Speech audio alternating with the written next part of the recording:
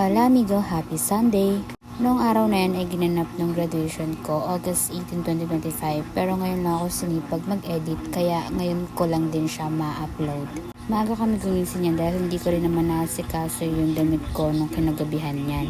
Pupunta rin kami sa isang salon para magpa-makeup at magpaayos ang buhok dahil hindi rin ako marunong mag-ayos sa sarili ko. Dito pala ako nagpaayos sa hair ng Tondo dito sa may Balot Tondo, Manila. Kaya ako nagpa-makeup kasi bukod sa wala akong makeup, hindi rin ako marunong mag-makeup sa sarili ko. And dito din pala ako nagpagawa ng highlights ng buhok ko.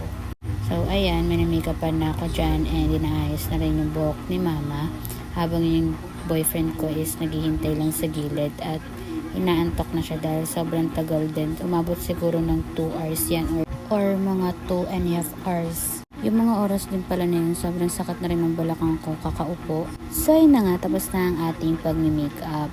Kaya pupunta na tayo sa Newport kung saan doon magaganap ang aming graduation day. At ito na nga ang ate nyo, ganda-gandahan, feel na feel ang kanyang makeup. May pahawi-hawi at paayos-ayos pa ng buhok. Ngunguso pa talaga yan. And nakaready na rin ang aking toga na pinlunch siya ng aking minamahal na PA nung araw na yan. Thank you, babe.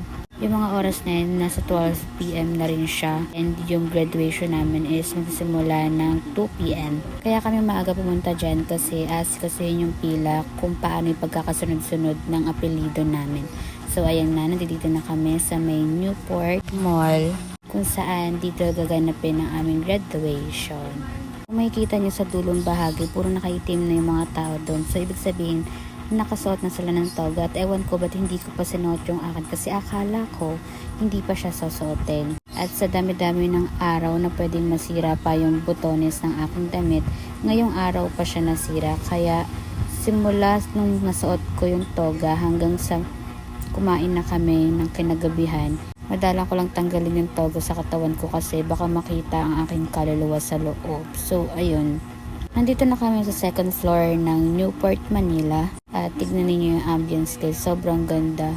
Alam niyo ba, habang sinusuot ko yung toga ko, sobrang saya ko talaga. As in, hindi ko malaman kung gaano kasaya, basta sobrang saya lang talaga. Dahil syempre, yung matagal mo lang inaasam is nakamit mo na.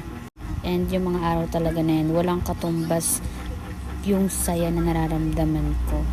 Sa third floor gaganapin yung graduation namin sa theater, pero hindi pa kami umaakit niyan dahil may hinihintay pa kami. So ayun na nga, matapos namin hintayin yung hinihintay namin, pumasok na rin kami sa loob ng theater. Kasama ko na din yung mga kaibigan ko na si Betsaida na laging late.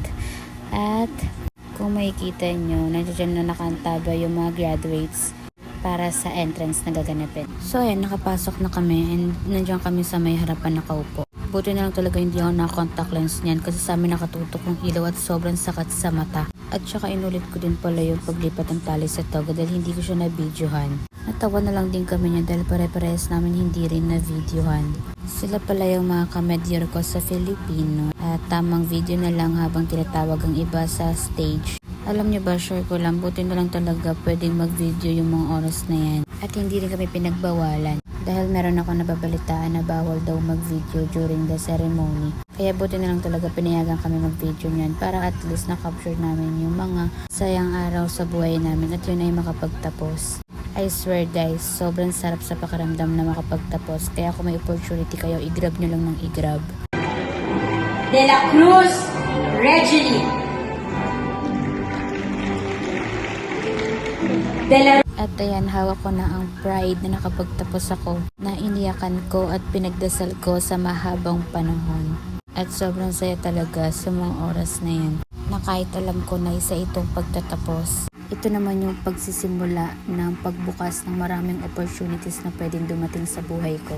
At thank you Lord talaga dahil tupad na yung isa sa mga hiling ko. Salamat Mama at Dada dahil pinagtapos niyo ako. At maraming salamat sa mga naniwala, nagdasal, at sa mga taong hindi sumuko na palakasin lagi yung loob ko. Thank you talaga sa inyong lahat. Marami rin ako na hindi na-picturean yung katulad ng pag-picture namin nila mama at ng mga kaibigan ko dahil cellphone ko din yung gamit. At dahil tapos na ang ceremony, it's time to eat! So yan, palabas na rin kami niyan para puntahan yung mga kamag-anak ko. At ayan, binigyan nila ako the roses. Orte. Dahil ang ate mo ay nag-request na mag-Vikings kami, kaya pumunta kami sa SM Jazz na Vikings. Dapat talaga sa MOA pero fully booked na. So ayun, napunta kami dito sa may Makati. Pero thankful pa din dahil ang dami namin sama-sama kami sa pag-celebrate ng aking graduation. Dahil sabi ko nga sa inyo, nasira ang damit ko kaya hanggang sa pagpunta namin ng Vikings, nakasuot pa rin talaga ako ng toga. Hanggang mamaya yan guys, dahil wala rin akong mahanap na pardible o pantahe, kaya hindi ko na lang din tinanggal yung toga ko. Okay na rin yan, kaysa naman nasilipan ako, diba? Kasi yan, tamang video lang ng aking jowa.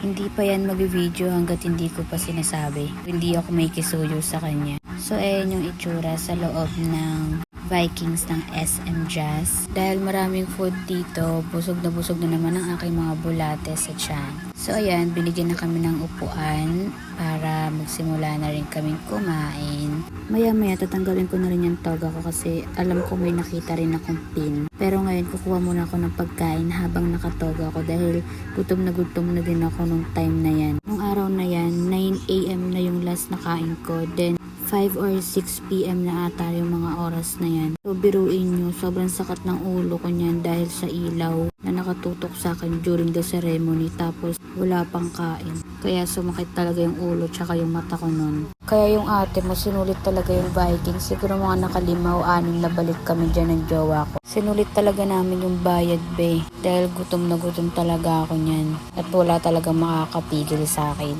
Gusto mo yun? Gusto ko yun. Sige be, kain ka lang dyan. Lalaway na naman ako. Gusto ko na naman ng Vikings.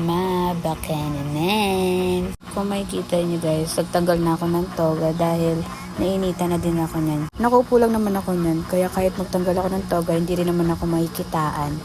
So yan, tamang kain lang ate nyo kahit busog na siya ng mga oras na yan. Ayaw din yan magpaawat eh. Nagtanggal na rin siya ng botones na din guys. As nakikita niyo yung chan niya dyan, sobrang laki na din. Hirap na rin siya lunukin yung mga pinagkukuha niyong pagkain dyan. Hirap talaga kapag takaw matahan no.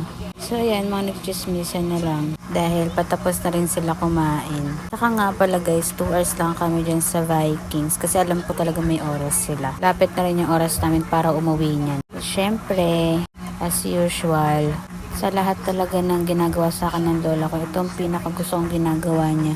Yung lagi niya minamasahe yung binti ko. Pag ginagawa niya talaga yung binti ko, nakakaantok talaga siya, promise. Yung mga oras na yun, sakit na talaga ng buong katawan ko. Gusto ko na lang talaga humiga. Yung panalangin ko yun, pagkalabas namin ng biking, sana kwarto ko na. Ganong feeling talaga yung pagod ko. Dahil wala daw gift sa akin yung jowa ko ng graduation ko, kaya binala niya na lang ako ng skincare sa Watson. Sino ba naman ako para tumanggi, diba? After namin bumili dyan, pauwi na din kami. So, ayun lang. Buti na lang talaga sinipag ako ngayong araw. Maraming salamat sa panonood na walang kwentang video. Always take care and love yourself. Adios!